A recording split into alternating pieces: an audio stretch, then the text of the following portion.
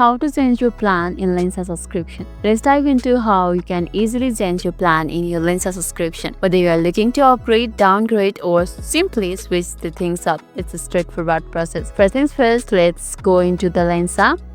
And once it's open, you will see a setting icon or the gear icon in bottom right corner over here. Let's tap on it and you'll be taken to your profile. Here I haven't taken any subscription right over here. However, if you have, you will see the details of your current plan right over here, along with the options for other plans you can switch to. As I haven't taken the subscription plan, I'll be explaining you the rest process. After you are reviewing your subscription plan and your current plan to say directly, along with the options for the other plans you can switch to, take a moment to review what each plan offers. Does the premium plan provide the features that you need, or you are looking to save some cash with the basic plan? Now click on the change plan button and a list of available plans will pop up. Select the one that fits your need best before you finalize the change. Double check the price difference and billing cycle. Finally, hit the confirm change. You will receive a confirmation mail shortly.